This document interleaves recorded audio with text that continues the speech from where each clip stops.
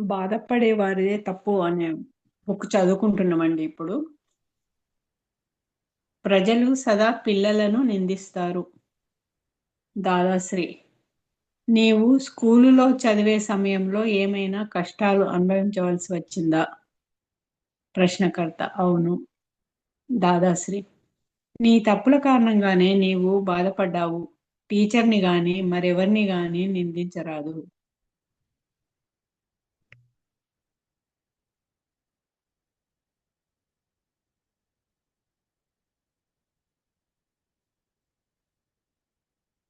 పైకి వెళ్తారండి.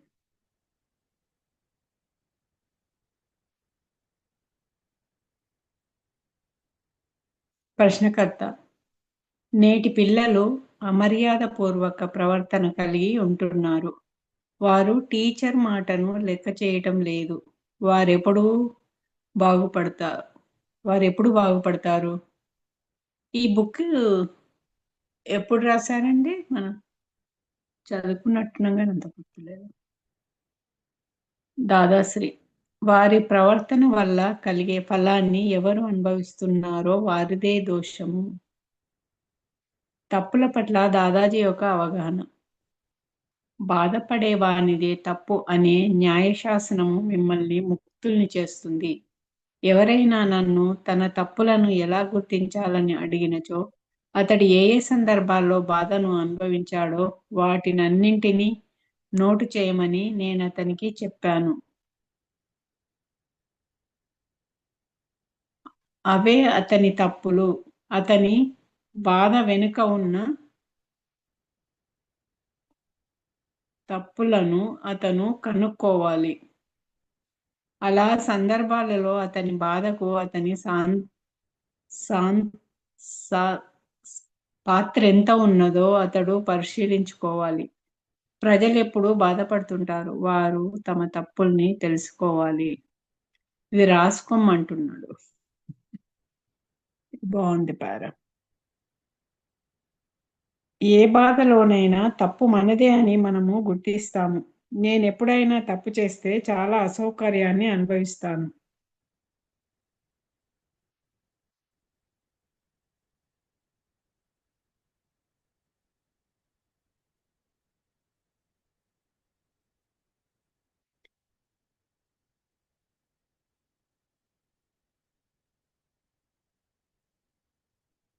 ఎవరి తప్పునైనా నేనెలా గ్రహిస్తాను?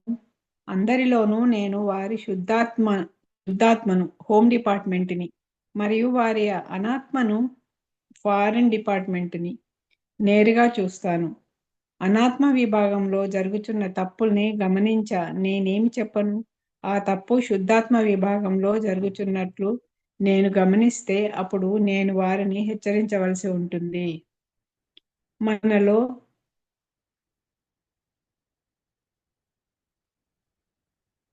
మనలో చాలా అంతర్భాగాలు ఉన్నాయి. వాటిని ఏ భాగము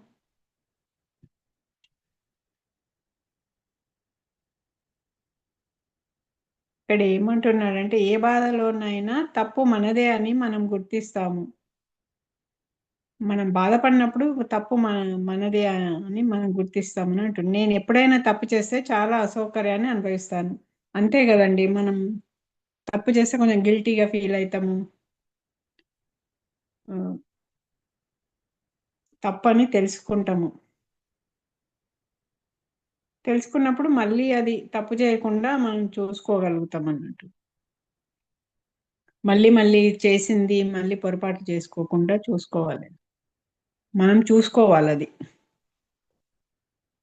ఎవరి తప్పునైనా నేను ఎలా గ్రహిస్తాను? అందరిలోనూ నేను వారి శుద్ధాత్మను, హోమ్ డిపార్ట్మెంట్ని, మరియు వారి అనాత్మని, ఫారిన్ డిపార్ట్మెంట్ని నేరుగా చూస్తాను. అనాత్మ విభాగంలో జరుగుతున్న తప్పుల్ని గమనించిన నేనేమీ చెప్పను. ఇక్కడ కొంచెం కొంచెం ఎక్స్ప్లెయిన్ చేస్తారండి. ఆ తప్పు శుద్ధాత్మ విభాగంలో జరుగుతున్నట్లు నేను గమనిస్తే అప్పుడు నేను వారిని హెచ్చరించవలసి ఉంటుంది.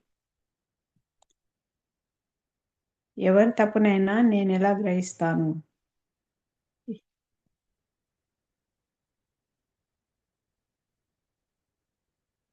ఆ! ఇక్కడ హ్మ్. హోమ్ డిపార్ట్‌మెంటు మరియు వారి అనాత్మను ఫారిన్ డిపార్ట్‌మెంట్‌ను వేరుగా చూస్తామంట. అవును. హ్మ్. అనాత్మ విభాగంలో జరుగుతున్న తప్పుల్ని గమనించినా నేనేమి చెప్పను. ఆ తప్పు శుద్ధాత్మ విభాగంలో జరుగుతున్నట్లు నేను గమనిస్తే అప్పుడు నేను వారిని హెచ్చరించాల్సి వస్తుంది అని. ఆహ్, ఏమంటున్నారిక్కడ? ఎప్పుడు చెప్తారంట? హ్మ్. నేనెలా హోమ్ గ్రహిస్తాను? డిపార్ట్మెంట్ అంటే మన ఇంటికి అంటే మనకు ఆ! సంబంధం. ఆ! ఫారెన్ కదా! డిపార్ట్మెంట్ అంటే మనకు సంబంధం ఆ! లేనిది. అవును. అవును. అవతలి వాళ్ళకి సంబంధించింది ఫారిన్ అంటే. ఆ, ఆ! అందుకే మన ఆధీనంలో ఉన్నప్పుడు జరిగితే మాత్రం హెచ్చరిస్తాను. మన ఆధీనంలో వెళ్ళినప్పుడు వేరే చోట జరిగితే నేనేం చెప్పలేను అని చెప్తాను. ఓకే. ఓకే. మనలో చాలా ఇది అంతర్భాగాలు ఉన్నాయి. ఇది చాలా కరెక్ట్ అండి. అహంకారంతోనే ఒక బాధ వస్తుంది మనకి. మనం చేసిన అబద్ధం తప్పుతోనే ఒక దోషంతోనే ఒక బాధ వస్తుంది. భలే ఉంది ఇది చూడండి. చదవండి. అవును. మనలో చాలా అంతర్భాగాలున్నాయి. వాటిలో ఏ భాగము బాధను సహిస్తుందో మనం తెలుసుకోగలము. కొన్నిసార్లు అహంకారం బాధపడుతుంది. అప్పుడు దోషము అహంకారానిది. కొన్నిసార్లు మనం బాధను అనుభవిస్ బాధను అనుభవిస్తుంది. మనసు అప్పుడు మనసు అది అప్పుడు మనసు కొన్నిసార్లు మనసు బాధను అనుభవిస్తుంది. అప్పుడు దోషము మనసుది. కొన్నిసార్లు చిత్తము. వినిన జ్ఞానాన్ని చూసిన దానిని ఫోటోగ్రఫీ పద్ధతిలో రికార్డు చేయగల మనసు యొక్క సూక్ష్మాంశము బాధపడుతుంది. అప్పుడు తప్పు చిత్తానిది. తన తప్పుల నుంచి తాను నేరుగా ఉండటము మనిషికి సాధ్యపడుతుంది. ఈ ముఖ్య విషయాన్ని నీవు అర్థం చేసుకోవలసి ఉంది. అవునా? అంటే మన ఇగో దెబ్బతింటది గదా! ఎవరన్నా మనల్ని క్రిటిసైజ్ చేసినప్పుడు అట్లా. హ్మ్. మళ్ళీ ఉమ్. ఎవరన్నా అంటే ఏదన్నా జంతువుని చంపుతున్నప్పుడు అట్లాంటప్పుడు మన మనసు బాధపడతది గదా! మనసు హ్మ్. బాధపడుతుంది. హ్మ్. ఉమ్. లేకపోతే చూడకూడని విషయాలు ఏమన్నా చూసినప్పుడు ఆహ్, మనం ఇన్నదొకటి జరుగుతుందొకటయినప్పుడు మన చిత్తం బాధపడతది. So, okay. ఇట్లా అప్పుడు అంటే ఎక్కడ సరి జేసుకోవాలో అక్కడ సరి జేసుకోవాలి మనం. బాధపడకుండా. ఓకే. ఓకే.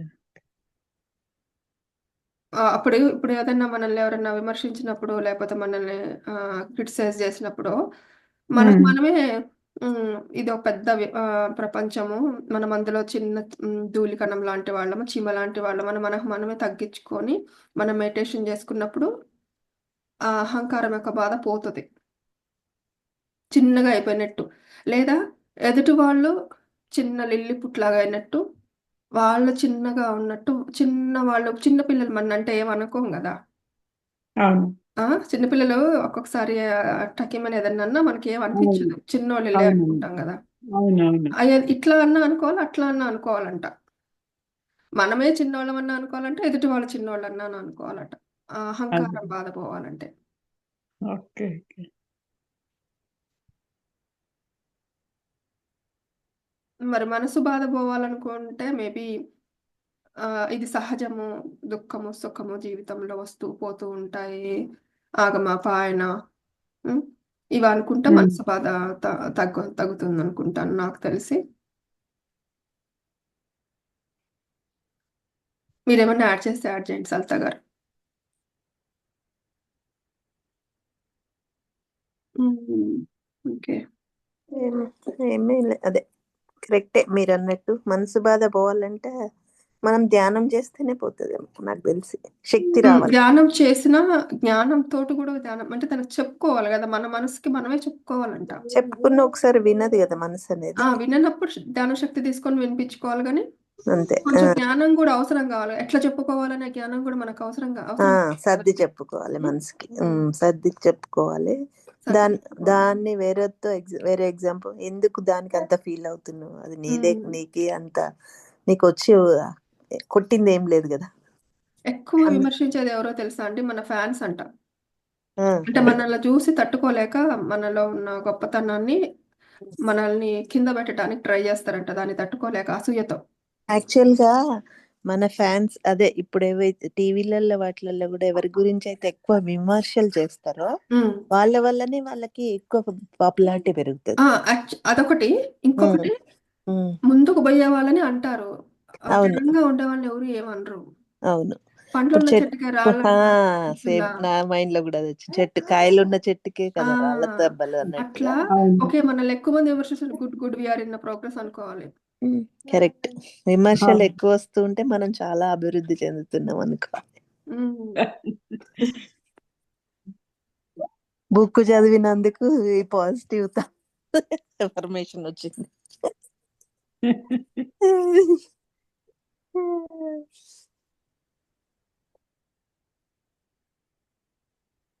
ఓకే అండి, పైకి కంటిన్యూ చేయండి. ఆ, పైకి వెళ్తారు. పైకి వెళ్ళాలి. తప్పుకి మూలం ఎక్కడ? చాలా పైకి వెళ్ళిందా? కిందికి కిందికి వెళ్ళిందా? వెళ్ళాలి. ఉమ్. కిందికి. తప్పుకి మూలం ఎక్కడ? ఇది ఎవరి తప్పు? తప్పు బాధపడేవానిది. ఆ తప్పు ఏమిటి? నేను చందులాల్ అనే నమ్మకమే ఆ తప్పు. నిజానికి ఈ ప్రపంచంలో ఎవ్వరూ దోషులు కారు కనుక ఎవరిని నిందించకూడదు. ఇది నిజము. ఈ ప్రపంచంలో ఎవరికి ఏమి చేయగల శక్తి లేదు. ఒకరు ఇంతకు పూర్వమే ఏ ఏ ఖాతాలకు కర్మలను సృష్టించుకున్నారో అనే అతనిని బంధిస్తాయి. అవే అతనిని బంధిస్తాయి. నీవు ఏ ఏ ఖాతాల చిక్కులను సృష్టించుకున్నావో అవి వాటి ఫలాలను ఇచ్చే వరకు నిన్ను వదిలిపెట్టవు. కానీ ఇప్పటి నుంచి కొత్తగా ఏ చిక్కు ఖాతాలను సృష్టించుకోకు. ఇక్కడ కొంచెం డిస్కస్ చేసుకున్నామండి. ఈ ప్రపంచంలో ఎవరికి ఏమీ చేయగల శక్తి లేదు. ఒకరు ఇంతకు పూర్వమే ఏ ఏ ఖాతాలను సృష్టించుకున్నారో అవే అతనిని బంధిస్తాయి. కరెక్టే కదండి. అవును. నీవు ఏ ఏ ఖాతాల చిక్కులను సృష్టించుకున్నావో అవి వాటి ఫలాలను ఇచ్చే వరకు నిన్ను వదిలిపెట్టవు. ఉమ్. ఓకే. అంటే ఇప్పుడు మనని ఇబ్బంది పెడుతుందంటే అది మన గత జన్మ మనం సృష్టించుకున్నవే. మన దగ్గరికి ఏమంటారంటే మనకు సంబంధం లేని ఏ విషయం కూడా మన దగ్గరికి రాదు అంటారు కదా. మన దగ్గరికి ఒక విషయం వచ్చింది అంటే దానికి ఎప్పుడో మనకి ఉంది అనేది మనం అనుకోవాలన్నట్టు. ఏ జన్మలోనో ఎప్పుడో ఏదో చేస్తేనే ఈ సమస్య గాని ఈ విషయం గాని మన మంచి అయినా చెడైనా మన దగ్గరికి వచ్చిందంటే దానికి ఎప్పుడో కార్యకారణ సంబంధం ఉంది అనేసి మనం తెలుసుకోవాలన్నట్టు. ఏదైనా మంచిది వస్తే మంచి చేస్తే కాబట్టి వచ్చింది, చెడు చేస్తే చెడు చేసినాం కాబట్టి వచ్చింది. అంతే అంతే. అందుకని ఈ లేదంటే లైన్ బాగా గుర్తుపెట్టుకోవాలండి. ఎవరిని కూడా పాయింట్ అవుట్ చేయకూడదు, నువ్వు ఇట్లా చేస్తున్నావు, నువ్వు అట్లా చేస్తున్నావు అని. అవును అవును. ఎందుకంటే వాళ్ళకున్న జ్ఞానం ప్రకారం వాళ్ళు చేస్తున్నారు. అది మనకి ప్రాబ్లం చేస్తే, మనకి చేస్తే అక్కడ జ్ఞానం కాదు కదా మణి గారు. వాళ్ళు వాళ్ళు మన లైఫ్ లో కంపల్సరీ వాళ్ళకి దాన్ని మనకు అంటే చెప్పడానికి ఇప్పుడు ఫ్యామిలీ మెంబర్స్ కొంతమంది ఇప్పుడు ఏదన్నా మనకు నచ్చినట్టు చేయలేదు అనుకోండి, ఆఫ్ కోర్స్ వాళ్ళు కూడా చెప్పడానికే వచ్చారు కదా మనకి. వాళ్ళు దోషులు గారనమాట అక్కడ. దోషులు గారు వాళ్ళు కూడా మనకు. ఇప్పుడు మన వాళ్ళు చుట్టూ ఉన్నది ఎవరేం చేసినా మనం ఎవరిని ఏలెత్తి చూపడానికి మనకి right లేదు. ఎందుకంటే వాళ్ళు ఆ విషయాన్ని చెప్పడానికే, ఎందుకంటే అది మనం చేసిన తప్పే ఇదివరకు, అందుకే మనకు చెప్తుండ్రు ఇప్పుడు అది. మేబీ మనం చేసిన తప్పు అది కావచ్చు, లేక వాళ్ళే మళ్ళీ సృష్టించుకోవచ్చు కూడా మళ్ళీ అని కూడా. మనం ఎప్పుడు అట్లా అనుకోవద్దేమో అని అనిపిస్తుంది నాకు. అవును, ఎందుకంటే రెండు రకాలు కూడా ఉండాలి. మన మీద మనం చేస్తే కర్మ కాదు, వాళ్ళ కర్మను వాళ్ళు సృష్టించుకుంటున్నారు, మన మార్గాల్లో మనం వెళ్తున్నాం. ఎప్పుడు ఇండివిజువల్ జర్నీయే కదండి ఎవరిదైనా. కరెక్ట్. మేబీ అట్లా కూడా అనుకోవచ్చు. వాళ్ళు కూడా కొత్త కర్మలు చేయటానికి అది చేస్తున్నారేమో. మేబీ ఉండొచ్చు కదా అది కూడా. కానీ ఇప్పటి వరకు బుక్లలోనైతే కొత్త కర్మలు చేస్తున్నారు అన్నట్టు ఎక్కడ చెప్పట్లేదు మనకి. మన దగ్గర మనకి ఓన్లీ మన పాయింట్ ఆఫ్ వ్యూ నుంచి మాట్లాడుతున్నారు, వేరే వాళ్ళ పాయింట్ ఆఫ్ వ్యూ లో. అదే అదే అదే.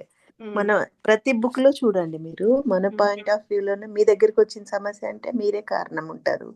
మీకు ఏదో నేర్చుకోవటానికి మీ దగ్గర అహం ఉంది కాబట్టి అహం పోవడానికి, మీ మనసులో కొన్ని ఇబ్బందులు ఉన్నాయి కాబట్టి అవి పోవడానికి అన్నట్టుగా మనకే చెప్తున్నారు. ఇప్పుడు ఉమ్. మనకు అంటే చెప్తుంది ఎందుకు మనకు చెప్తున్నారు చెప్తున్నారు. మనకు అంటే బుక్ చదివినప్పుడు మనము ప్రక్షాళన అవ్వడానికి కోసం, అంటే అవును, మనం స్ట్రాంగ్ అవ్వడం అవును, కోసమే మనకి ఇన్ఫర్మేషన్ ఇస్తున్నారు అన్నట్టు. అవును, అవును. అంటే ఇప్పుడు జనాభా గారు అనేది ఏంటంటే కొన్ని కొన్ని తప్పులు వాళ్ళు చేస్తుంటారు, మనం చెప్పలేము. అట్లాంటప్పుడు అప్పుడు అప్పుడు అది మనకు సంబంధం లేదు కదా, మనకు మన ముందు జరుగుతున్నా మనకు సంబంధం లేదు ఆ, కదా. ఆ, మనం ఇప్పుడు ఉమ్. అసలు దాని గురించి పట్టించుకోకుండా బాధపడకుండా ఉంటే అది మనకు సంబంధం లేని సమస్య. దట్స్ అంటే ట్రూ. కొంతసేపు బాధ కలుగుతుంది, మళ్ళీ ఈ తర్వాత అవును, అది వాళ్ళు వదిలేస్తాం. వాళ్ళు వాళ్ళ సోల్ లెవెల్ అది అని అనుకుంటే, అట్లా అనుకుంటే ఇటు పోతుంది అన్నట్టు. అవును, అవును, ఉమ్. అంతే. మనం ఎప్పుడైతే దాంట్లో ఇన్వాల్వ్ కాకుండా మన మైండ్ తీసుకోలేదంటే అది మన తప్పు కాదు, అది అది వాళ్ళది, వాళ్ళు అనుభవిస్తారు. మనం ఎప్పుడైతే దాని గురించి ఎక్కువ తీసుకొని బాధపడితే మనది అన్నట్టు. అదే.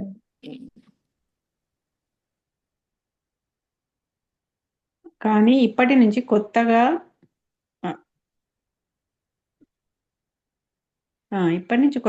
ఏ చిక్కు ఖాతాలను సృష్టించుకోకు. నీకు ఇది తెలిసింది కనుక ఇప్పుడు ఆ సృష్టిని ఆపగలవు. నీవు ఇప్పటికే సృష్టించుకున్న పాత ఖాతాలను పూర్తి చేసుకొనవలసి ఉన్నది, కానీ కొత్త వాటిని సృష్టించుకోకుండా జాగ్రత్త పడు. నీకు సంబంధించినంత వరకు పూర్తి బాధ్యత నీదే. అది భగవంతుని బాధ్యత కాదు. భగవంతుడు దీనిలో జోక్యం చేసుకోడు కనుక భగవంతుడు కూడా క్షమాభిక్షను ప్రసాదించలేడు. చాలా మంది భక్తులు తాము పాపం చేసినప్పటికీ భగవంతుడు తమని క్షమిస్తాడని విశ్వసిస్తారు. భగవంతుని నుంచి క్షమ అనేది ఉండదు. దయార్థ హృదయులు క్షమిస్తారు. నీవు దయార్థ హృదయుడైన ఒక వ్యక్తి పట్ల గావించిన ఘోర అపరాధాన్ని ఆ వ్యక్తి వద్ద ఒప్పుకొన్నచో అతడు నిన్ను వెంటనే క్షమిస్తాడు. అర్థమైందా అండి ఇక్కడ? ఇది కొంచెం అంటే ఎక్స్ప్లెయిన్ చేసుకుంటానండి. మనము కర్మ చేశాం కాబట్టి భగవంతుడు కూడా ఆ కర్మను తీర్చడానికి ఆయనకు సంబంధం లేదు, ఆయన చెయ్యలేడు, ఆ కర్మను తీర్చలేడు. కానీ ఆ కర్మ తీరాలంటే ఎవరికైతే మనం తప్పు చేసామో వాళ్ళ దగ్గరికి వెళ్ళి మనం క్షమాపణ అడిగితే వాళ్ళు మనల్ని క్షమించారు అనుకోండి, అప్పుడు అది పోతుందంట మనకి. భగవంతుడు కూడా దాన్ని మార్చలేడు, కానీ ఎవరైతే మన వల్ల బాధపడిన వాళ్ళు ఉంటారో వాళ్ళు మాత్రం మార్చగలుగుతారంట. వాళ్ళు మనల్ని క్షమించిండ్రంటే మన కర్మ పోయినట్టు అనేసి. ఇప్పుడు మనం కూడా ఎవరినైనా బాధ పెట్టినట్టయితే వాళ్ళని మనస్ఫూర్తిగా క్షమిస్తే పోయినట్టే ఆ కర్మ. పోయినట్టు. లోపల అది ఎట్లా మనస్ఫూర్తిగా అంటే, మళ్ళీ వాళ్ళని ఇప్పుడు హగ్ చేసుకుంటే, చిన్నపిల్లలు మనల్ని ఇష్టమైన వాళ్ళని హగ్ చేస్తుంటే ఎంత ప్రేమ వస్తుందో అంత ప్రేమ రావాలి మన హృదయంలో. అప్పుడు వాళ్ళ మీద నిజంగా కోపం పోయినట్టు వాళ్ళు మనకి. చూసినప్పుడు గానీ, మాట్లాడినప్పుడు గానీ, ఆ, హగ్ చేసుకున్నప్పుడు గానీ. అవును, అవును. అంత అంటే పైకి నేను వాళ్ళని క్షమించేసినాను వాళ్ళ గురించి అనుకోకుండా ప్రేమను చూపిలేదు అనుకోండి, అది ఉంది ఇంకెక్కడో మన మూలలో లోపల ఉంటది. అట్లా అది ఏదో మనసు లేయర్స్ లలో దాగి ఉంటది. అది దాగి ఉంటది. That's true. క్షమించటం వేరు, క్షమిస్తాం కావచ్చు. అంటే ఎందుకంటే ఇదంతా జ్ఞానం తెలుసు, కానీ వాళ్ళ నిజంగా ప్రేమించాలి మనం.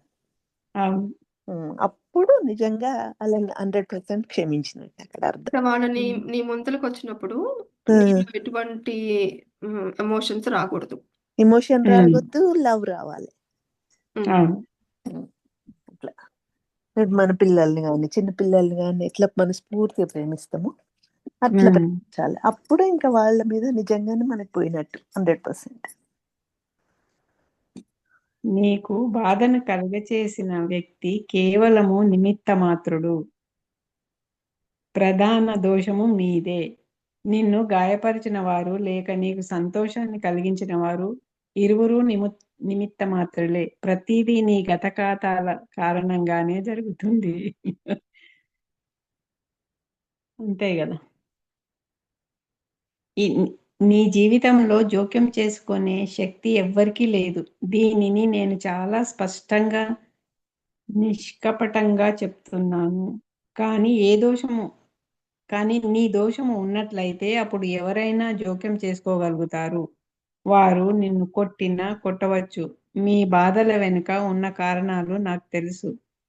ఈ కారణాలకు బాధ్యుడవు నీవే, వాటి సృష్టికర్తవు నీవే. ఎవరూ నిన్ను గాయపరచలేదు, నిన్ను నీవే గాయపరుచుకున్నావు. నీ ప్రాపంచిక జీవితానికి నీవే పూర్తిగా బాధ్యుడవు.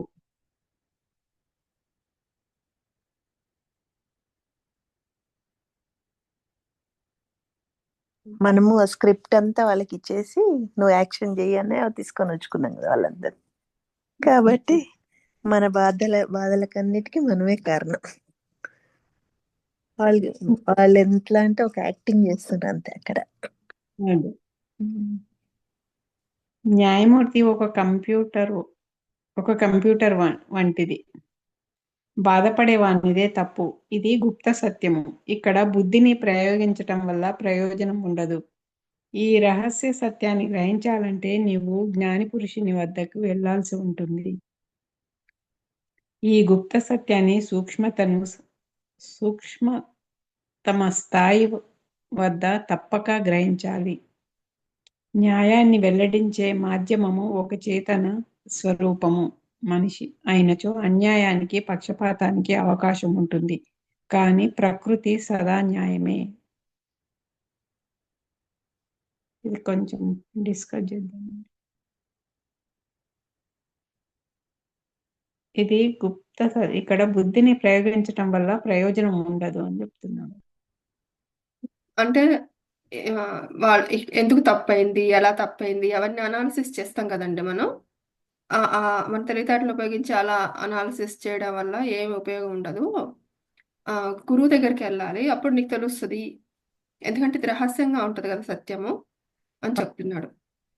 ఆ గుప్త సత్యాన్ని సూక్ష్మతమ స్థాయి వద్ద తప్పక గ్రహించాలి. అంటే ఒక న్యాయాన్ని వెల్లడించే మాధ్యమం ఒక చేతనా స్వరూపమైన మనిషి అయినచో అన్యాయానికి, పక్షపాతానికి అవసరం ఉంటుంది. అంటే ఆ మామూలు మనిషి దగ్గర కాకుండా ఒక గురువు దగ్గర, ఒక భగవంతుడి దగ్గర అయితే అన్యాయం, పక్షపాతం ఉండదు కదా. కాదు కాదు అవును. కాదు కాదు ఈ ప్రాపంచిక విషయంలో అయితే అన్యాయం, పక్షపాతం అనే దానికి అవకాశం ఉంటుంది. కానీ ప్రకృతి దృష్టిలో మన దగ్గరకు ఒక విషయం వచ్చిందంటే అక్కడ అన్యాయం అసలే ఉండదు, న్యాయమే ఉంటుంది. ఎందుకంటే ప్రకృతి ఎప్పుడు ఎవరిని అన్యాయంగా ట్రీట్ చేయదు. మన ఖాతాల్లో ఉన్న వాటికే మనకి ఆ ట్రీట్మెంట్ ఇస్తుంది. అట్లా అంటే మనం చేసిన తప్పులకే మన దగ్గరికి ఆ శిక్షలు వస్తాయి అంతే. మనం చేసిన మంచికే మన దగ్గరికి ఆ మంచి విషయాలు వస్తాయి అన్నట్టు. ఇది నేచర్ అయితే కరెక్ట్గా న్యాయంగానే ఇట్లా తీర్పిస్తుంది.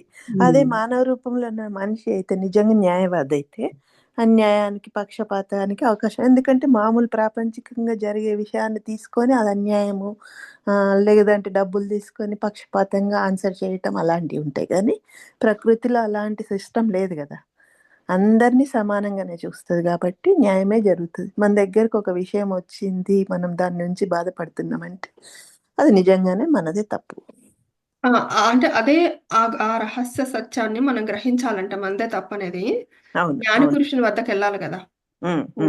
ఒక గురువు దగ్గరికి సారీ నేను పైన మనం ఇప్పుడు ఇది జ్ఞానపురుషుడే. ఇప్పుడు ఈ బుక్ మనకి సారీ నేను పైన చూడలే, బుక్ పైన లైన్ చూడలే.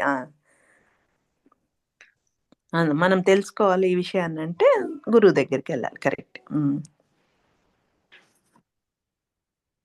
ప్రాపంచిక పరిభాషలో నీకు తెలియజెప్పాలంటే అది ఒక కంప్యూటర్ వంటిది.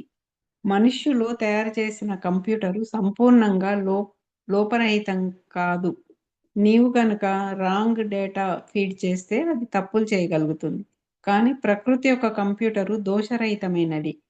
అది ఈ ప్రపంచంలో న్యాయాన్ని తయారు చేసి వెల్లడించే ప్రత్యేక వస్తువు. అనురాగానికి, పక్షపాతానికి అతీతమైన పూర్ణ స్వేచ్ఛను ప్రకృతి యొక్క కంప్యూటర్ కలిగి ఉన్నది. జ్ఞాని పురుషుని యొక్క ఒకే ఒక్క మాటను నీవు అర్థం చేసుకుని గ్రహించినచో నీవు మోక్షాన్ని పొందుతావు.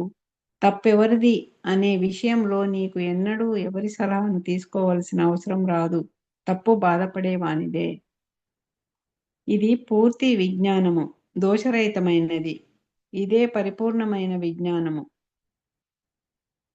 ఇది కేవలము భారతీయులకే పరిమితం కాదు, పూర్తి ప్రపంచం కోసము, సమస్త మానవాళి కోసము. నేను మీకు లోపరహితమైన నిర్మలమైన న్యాయాన్ని చూపిస్తున్నప్పుడు న్యాయాల గురించి చర్చించవలసిన అవసరం ఏమిటి? ఇది చాలా లోతైన సూక్ష్మ సత్యము, గుహ్యము. నేను నీకు సమస్త శాస్త్రాల సారాన్ని ప్రసాదిస్తున్నాను మరియు ప్రకృతి శాసనము ఎంత ఖచ్చితంగా పనిచేస్తుందో చెప్తున్నాను. బాధపడేవానిదే తప్పు. ఈ వాక్యము చాలా సరిగ్గా ఎగ్జాక్ట్గా వెలువడింది. దీనిని ఎవరు ఉపయోగించుకుంటారో అన్వయించుకుంటారో వారికి మోక్షం సిద్ధిస్తుంది.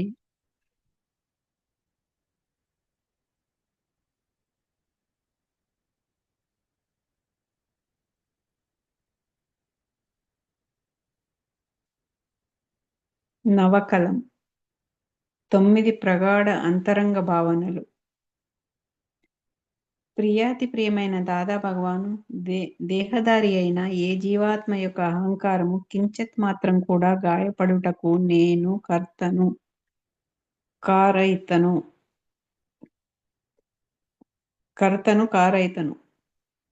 ప్రేరకుడు అను మోదకుడను కాకుండునట్లు నాకు పరమశక్తిని ప్రసాదించు.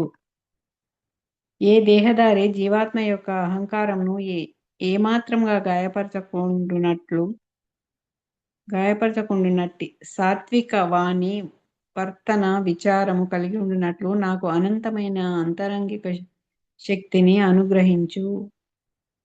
ప్రియాతి ప్రియమైన దాదా భగవాన్, ఎవరి ధర్మ ప్రమాణములు కించెత్ మాత్రం కూడా కించపడుటకు నేను కర్తను, కారైతను, ప్రేరకుడను, అనుమోదకుడను కాకుండునట్లు నాకు పరమశక్తిని ప్రసాదించు. ఎవరి ధర్మము యొక్క ప్రమాణము అనుమాత్రమైన కించపరచకుండుటకు తగిన అందరికీ ఆమోదయోగ్యమైన సాత్విక వాణివర్తన భావన కలిగి ఉండినట్లు నాకు అనంతమైన అంతరశక్తిని ప్రసాదించు. ప్రియాతి ప్రియమైన దాదా భగవాన్, ఉపదేశకులైన ఏ దేహదారి సన్యాసిని గాని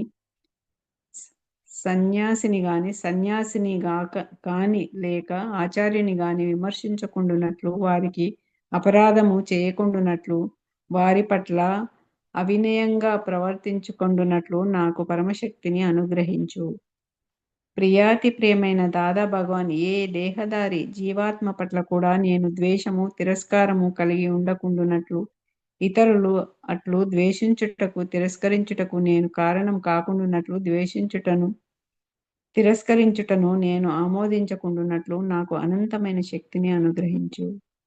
ప్రియాతి ప్రియమైన దాదా భగవాన్, ఏ దేహదారి జీవాత్మ విషయంలో కూడా ఎప్పుడు గాని పరుషవాక్యాలను, హృదయాన్ని గాయపరిచే మాటలను నేను పలకకుండునట్లు, ఎవరైనా అట్లు పలుకుటకు నేను కారణము కాకుండునట్లు, ఎవరు గాని అట్లు పలుకుటను నేను ఆమోదించకుండునట్లు నాకు పరమశక్తిని ప్రసాదించు.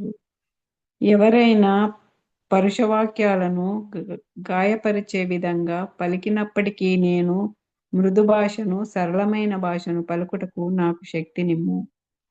ప్రియాతి ప్రియమైన దాదా భగవాన్, స్త్రీ పురుషుడు, నపుంసకుడు, ఏ లింగధారి అయినప్పటికీ ఏ దేహదారి జీవాత్మ పట్ల కూడా నాకు కించిత్ మాత్రమైన విషయకార సంబంధమైన దోషములు, వాంఛలు, చేష్టలు, విచారములు కలగకుండునట్లు, ఇతరులకు అవి కలుగుటకు నేను కారణము కాకుండునట్లు, ఎవరు గాని వాటిని కలిగియుండుటను నేను ఆమోదించకుండునట్లు నాకు అనుగ్రహించు. నిరంతరము నిర్వికారిగా ఉండుటకు నాకు అనంతమైన శక్తినిమ్ము. ప్రియాతి ప్రేమైన దాదా భగవాన్, ఆహార విషయంలో నాకు జిహ్వచాపల్యము లేకుండునట్లు శక్తినిమ్ము. సాత్వికమైన సమతులాహారం తీసుకొనుటకు నాకు పరమశక్తినిమ్ము. ప్రియాతి ప్రియమైన దాదా భగవాన్, ప్రత్యక్షంగా గాని పరోక్షంగా కాని జీవించి ఉన్న లేక మృతుడైన ఏ దేహదారి జీవాత్మను గాని నేను విమర్శించకుండునట్లు, వారి పట్ల అపరాధము చేయకుండుటకు, అవినయంగా ప్రవర్తించకుండునట్లు, నేను ఆమోదించుకుండునట్లు నాకు పరమశక్తినిమ్ము. ప్రియాతి ప్రియమైన దాదా భగవాన్, జగత్ కళ్యాణ కార్యంలో సాధనముగా మారుటకు నాకు శక్తినిమ్ము. దాదా భగవాన్, జీవులందరిలో విరాజమానుడైన పరమాత్మ పై విధంగా భగవంతుని అర్థించాలి. ఇది ప్రతి దినము యాంత్రికంగా చదువుటకు కాదు, హృదయంలో నిలుపుకోవాలి. దైనందిన జీవితంలో వీటిని అమలుపరచాలన్న దృఢ నిశ్చయం కలిగి దీనిని ప్రతిరోజు చదవాలి. మీ అమూల్య నవరత్నాలలో సమస్త శాస్త్రాల సారము ఇమిడి ఉన్నది. అంతే. ఈ 9 చాలా బాగున్నాయి. నవకలం అని ఇది అంటే మనం ప్రేరకులం కాకుండా చెయ్యకుండా వేరే వాళ్ళు చేస్తున్నా కానీ మనం వాళ్ళని ప్రేరేపించొద్దు అని, ఆ దోషాలని. అవును.